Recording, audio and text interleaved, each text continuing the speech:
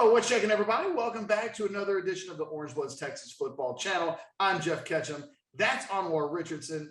Apologies for missing out on the Monday Overreaction show yesterday. I realized, Anwar, how much I miss. I've come to count on that show as a fun thing to do because I was on the road all day yesterday and I missed it. I missed ranting. I missed being able to get all of the stuff in my body from the weekend out. Now I just feel like it's all stored up. I don't know when I'm going to get another. So everybody check out the Monday Overreaction show on the channel. We're talking Arch Manning today. Full disclosure, it's an easy topic.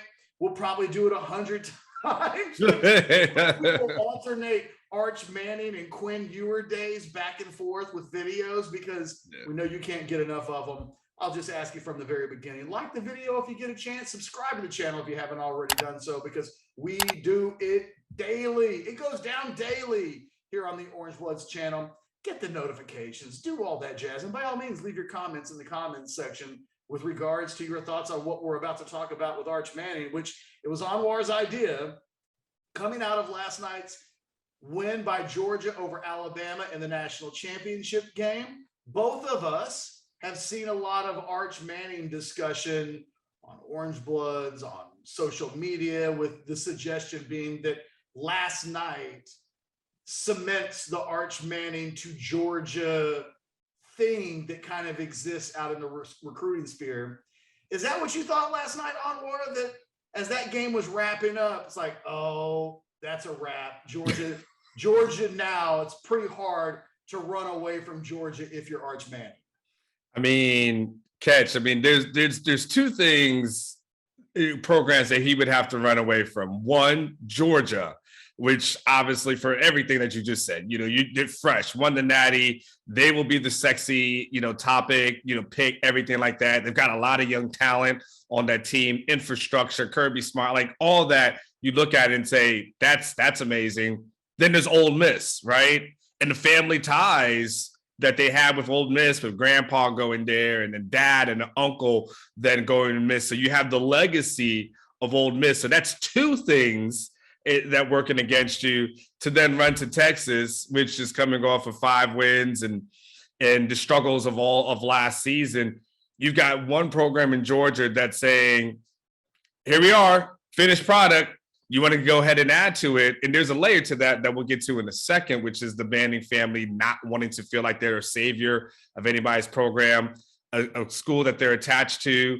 And then, Texas, which they like Sarkisian, but I don't know if like will be enough in this instance. Yeah, I think that Arch Manning definitely crossed my mind last night while watching the game, but it came through the prism of Georgia already being the leader in his recruitment. I mean, Mike Farrell, it's one of those probably worst kept secrets in college football right now, that everybody knows who the teams are that he's considering, but there is a feeling that at this point in his recruitment that Georgia is probably the team to beat. Watching the game last night, if I was a high school quarterback of his ilk, Georgia would look real attractive, especially if it already looked attractive. So nothing that happened last night hurt Georgia. In fact, the thing that happened that I think helps Georgia is this eliminates the need for Arch to show up at Georgia and be the Messiah. So, he can show up and the weight of the program to accomplish something that hasn't been accomplished in over 40 years, that's done. And that's heavy stuff. Like the Mannings know what that is. And I think that if they don't win that game, I think it does represent one of the few negatives against Georgia when they do a pros and cons list, is what would the expectations be for Arch if they were still 40 years plus thirsty? And that's gone. Now it's about where can Arch go to compete for championships, to get developed at a high level, to play in a college program that matters. We know he's staying in the SEC. The thing that I always felt before Texas made the announcement about joining the SEC was that no matter how much he likes Texas, and you and I both agree, he likes Texas a lot. Yeah. He and his family like Steve Sarkisian a lot. It's no small thing that Texas is among the short list of teams that I think he's seriously considering. The issue that I've always had with Arch, with Texas, is how does Texas get out of the bridesmaid position when they just went 5-7?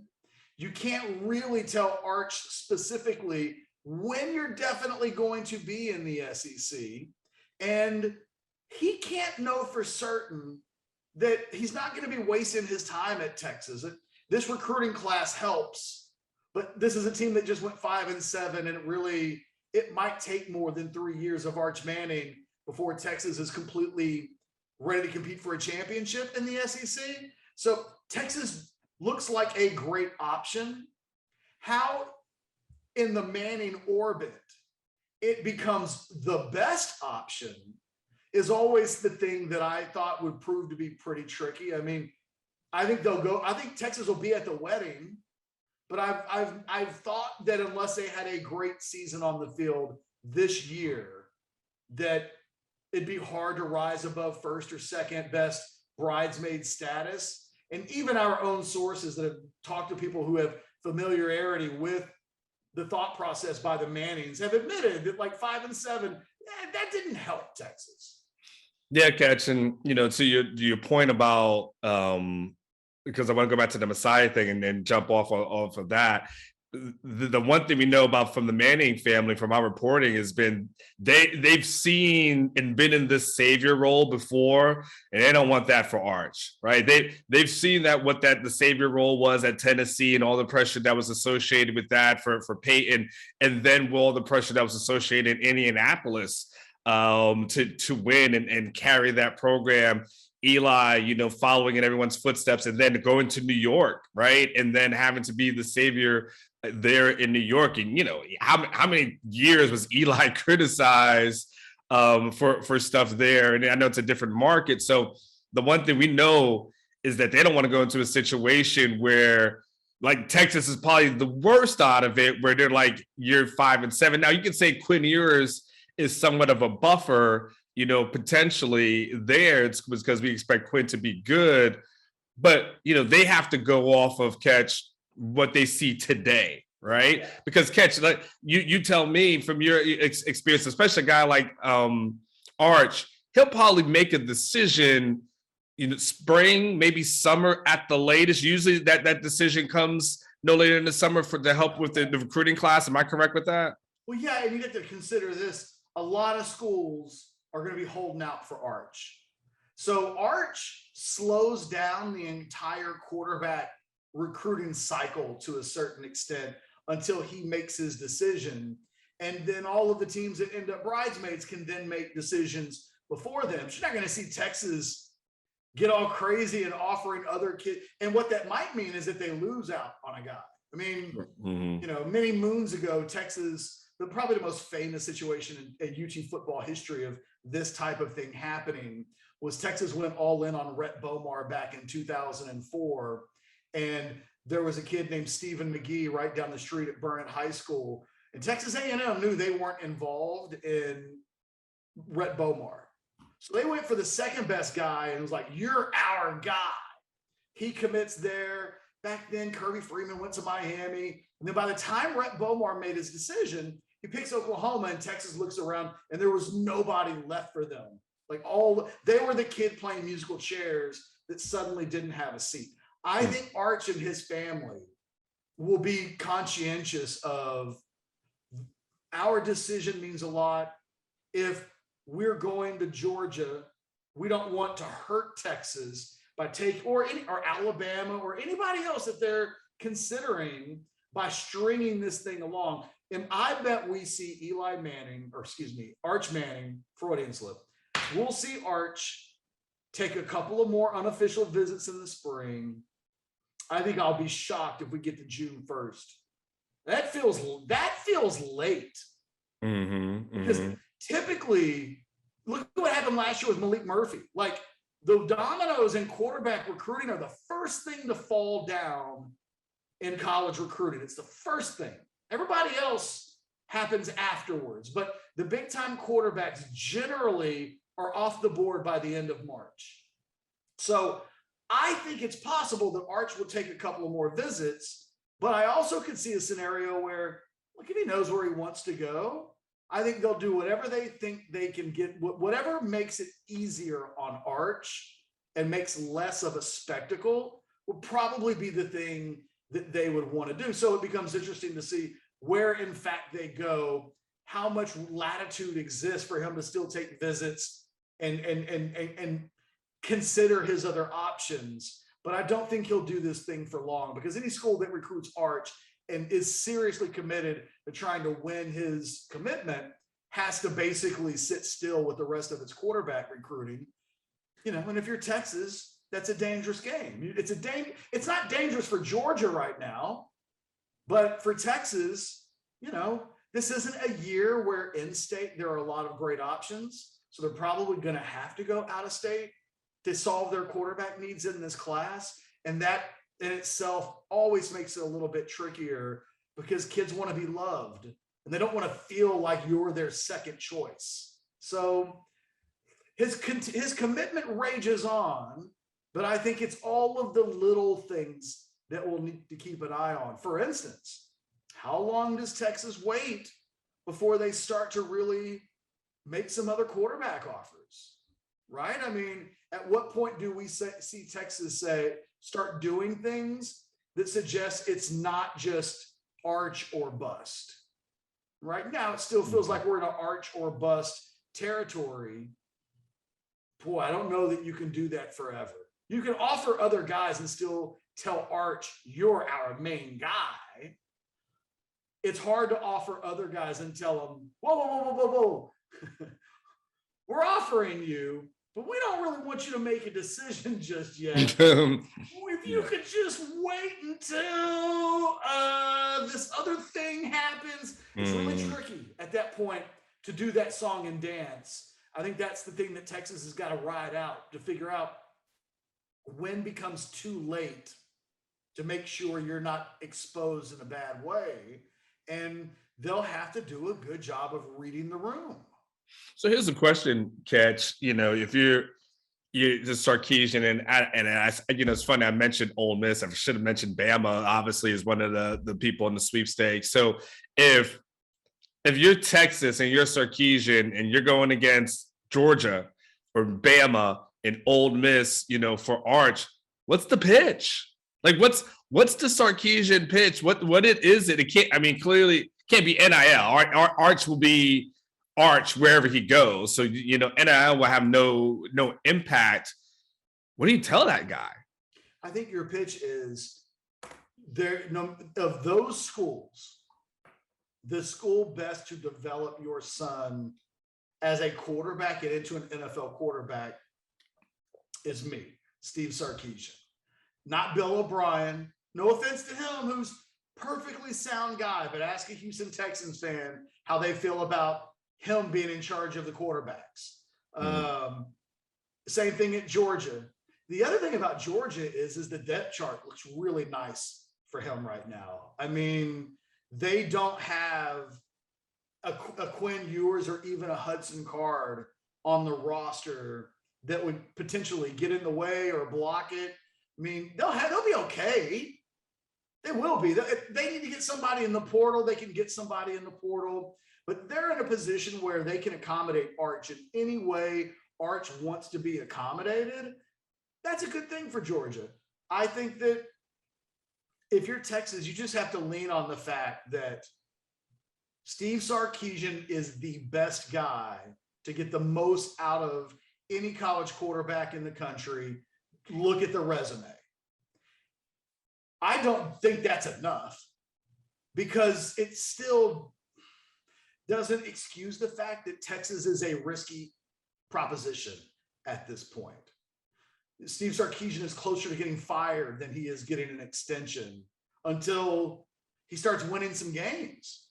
And you and I thought going into last season that Texas probably needed to win 9 or 10 games if it wanted to get Arch Manning. That if you wanted to stand in front of the Arch Manning family and say, we're as good of an option as Georgia, you needed to have something occur during the season that can validate that to some extent.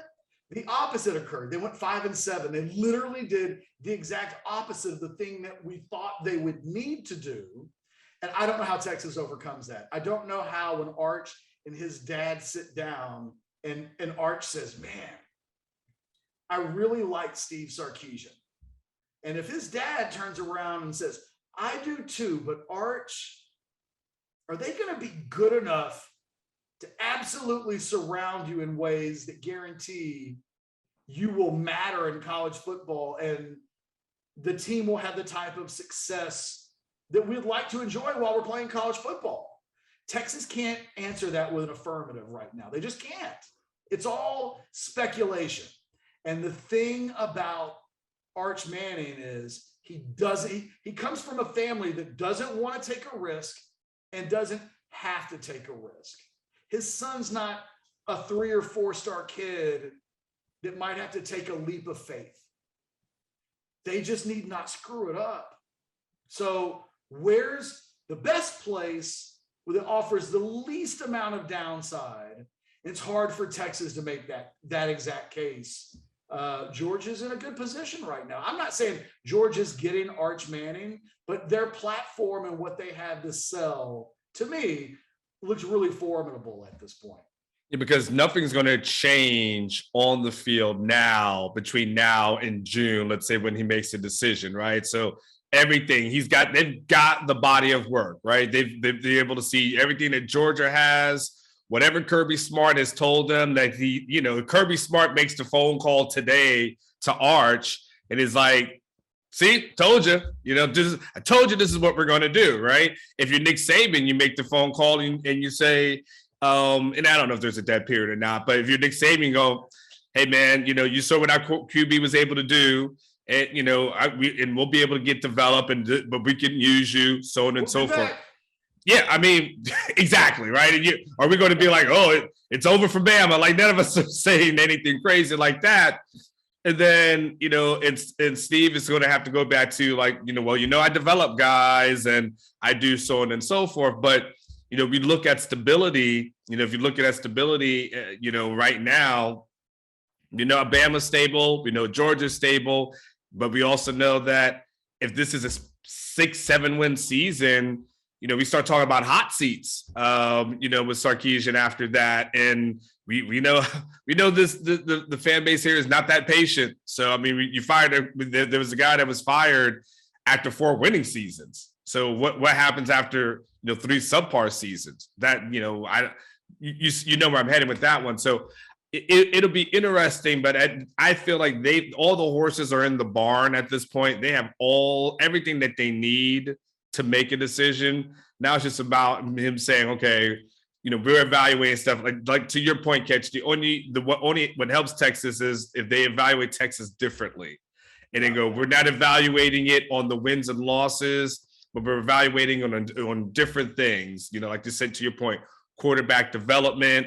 Being able to put talent around him. Being able to get him ready for the next level. That's really the Texas pitch and push if they're going to find a way to get them. 2 things about and then we can wrap it up as far as I'm concerned. Or sure. I can rant about some other shit, Anwar. Believe me, I still got it all.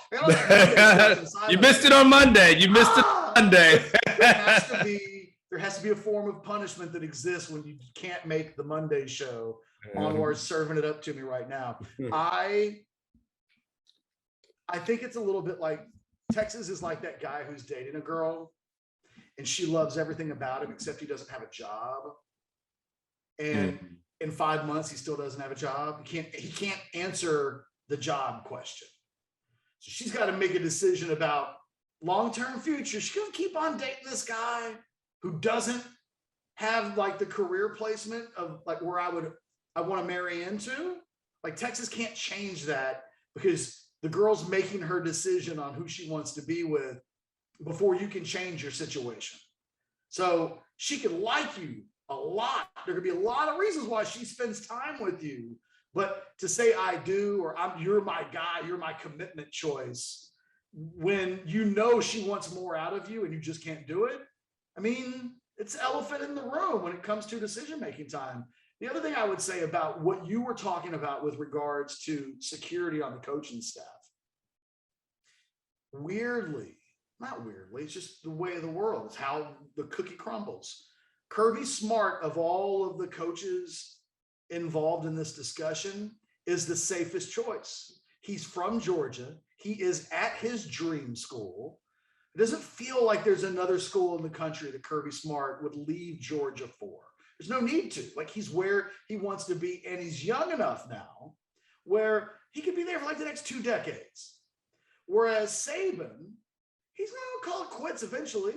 Now, maybe it's not in the next 3, 4, 5 years, but he's in his 70s now.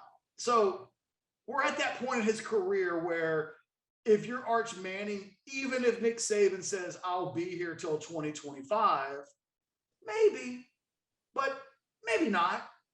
And again, when we point to Texas, it's really hard to know what Texas looks like in 2023, 24, 25, the years that Arch Manning would be on campus, when we need to see more from Steve Sarkisian to be able to safely say, oh yeah, 2025, definitely, right? The only definitely in the discussion amongst all of the schools that Arch Manning is looking at right now, Texas fans don't get mad at me when I say this, it is Georgia.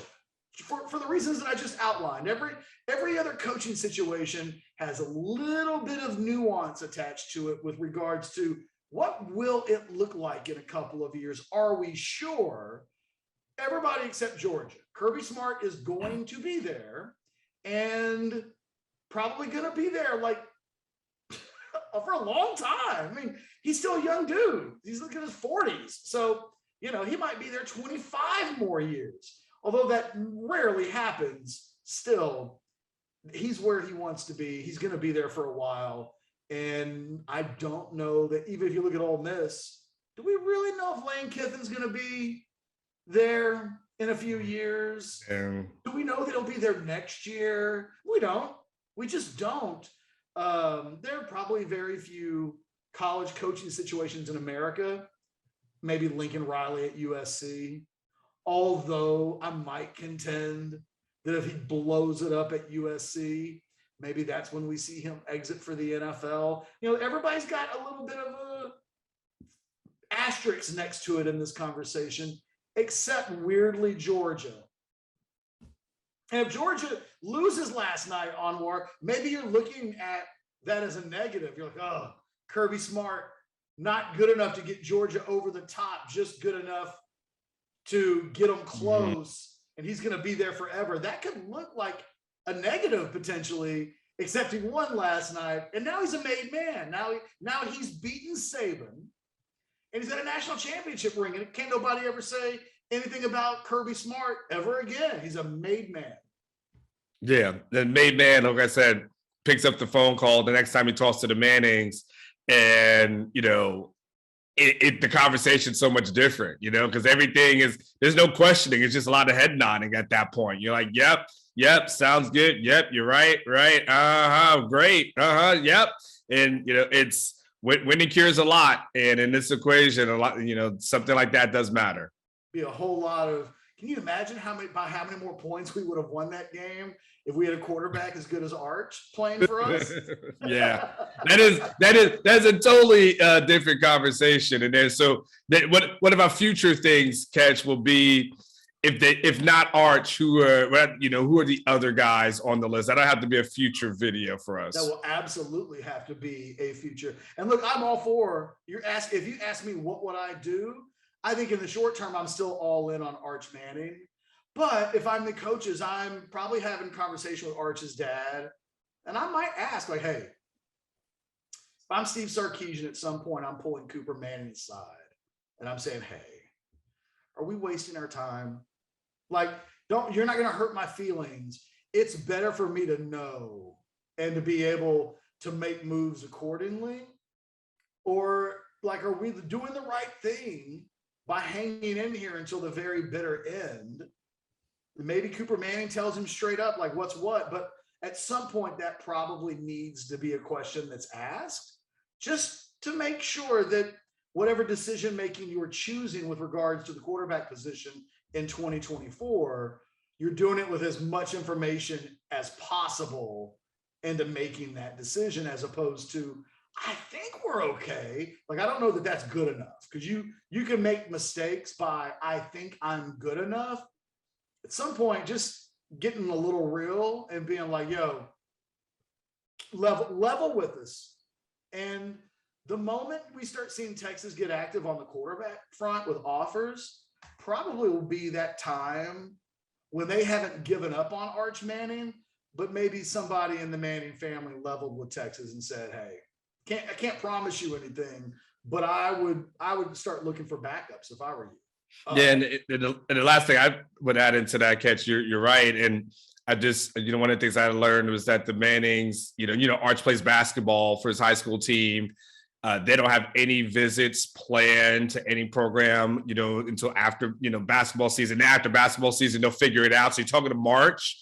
So realistically, when you start talking about how we'll know by which spring game he decides to attend, right? I mean, and I think he's going to attend maybe 3 spring games, but then I think the decision comes pretty quickly after that.